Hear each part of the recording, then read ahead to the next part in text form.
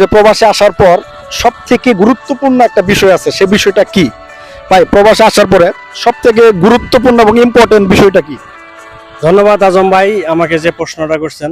First কথা, আমরা যারা বাংলাদেশ থেকে আসছি আমরা তো জানি সবাই বাঙালি, কিন্তু এর মধ্যে সবচেয়ে ইম্পর্টেন্ট কথা, আমরা যে বিগত 9 মাস যুদ্ধ করছি যে ভাষার জন্য, এই ভাষা বিশেষ করে মিডিল ইস্ট যে কোনো জায়গায় আপনি, বিশেষ করে বাংলাদেশের বাইরে যেখানে যান না কেন, অন্তত পক্ষে আপনাকে হিন্দি অথবা ওই দেশের কিছু না কিছু ভাষা জানার পরে তারপরে এই দেশে পাড়ি দিবেন।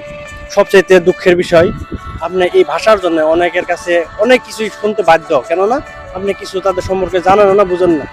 কারণ তারা যে জিনিসটা আপনাকে বুঝাইতে চাইতেছে সেটা আপনি বুঝতে পারতেছেন না। হয়তো তারা আপনাকে ভালো কিছুর জন্য ডাকতেছে, আপনি মনে করতেছেন কি যে এই মনে হয় আমার গালি দিতেছে।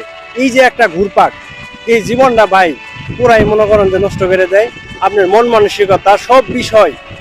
এই ভাষার কারণে একটা মানুষ এই দেশ থেকে আবার দেশে যাইতে বাধ্য হয়, কেন তার কোনো কিছুই ভালো লাগে না, সে কিছু বলতে পারে না।